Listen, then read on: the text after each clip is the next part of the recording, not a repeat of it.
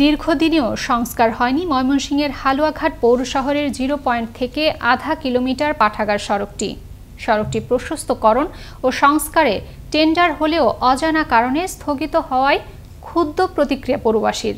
এদিকে দাবি উঠেছে সড়কটি দ্রুত সংস্কারের। ময়মনসিংহ থেকে ওমর ফারুক সুমনের প্রতিবেদনে আরও জানাচ্ছেন মোস্তফা কামাল তোহা।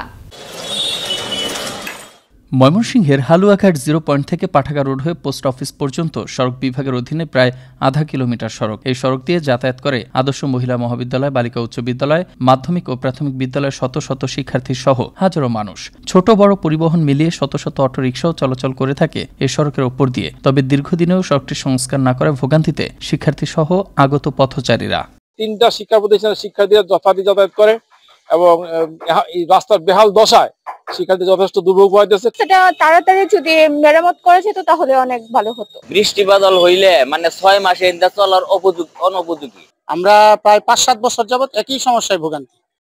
অপরদিকে বর্ষা হলে 4 থেকে 5 ফুট পানির নিচে তলিয়েছে সড়কটি। ঘটে বিভিন্ন সময় নানান রকম দুর্ঘটনা। বর্তমানে সড়কটি অপ্রশস্ত ও খানাখন্দ সৃষ্টি হওয়ায় ক্ষুব্ধ প্রতিক্রিয়া পৌরবাসীর।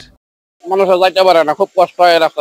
যথাযথ কর্তৃপক্ষের নিকট দাবি জানাচ্ছি অতি সত্বর রুটটাকে মেরামত করে জনগণের চলাচলের সুযোগ করে দিন।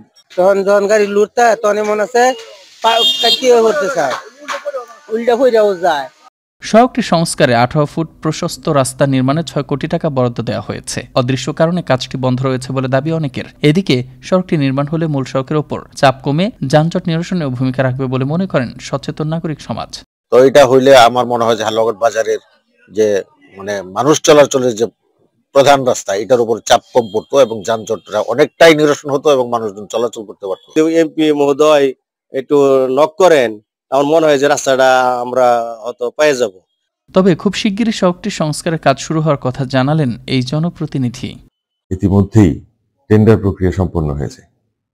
আশা করছি খুব অল্প সময়ের মধ্যেই এই রাস্তাটির কাজ শুরু হবে। এটি রোডস এন্ড হাইওয়ে রাস্তা। এটি হয়ে গেলে আমাদের হালুয়াঘাটের ভিতরে যে যানজটটি আছে এটি অনেকাংশে কমে যাবে। খুব দ্রুতই সড়কটি নির্মাণে প্রয়োজনীয় উদ্যোগ গ্রহণ করবে যথাযথ কর্তৃপক্ষ, এমনটাই দাবি এবং বিশ্বাস ভুক্তভোগী সাধারণ মানুষের। মুস্তফা কামাল তোহা, আনন্দ টিভি, ন্যাশনাল ডেস্ক।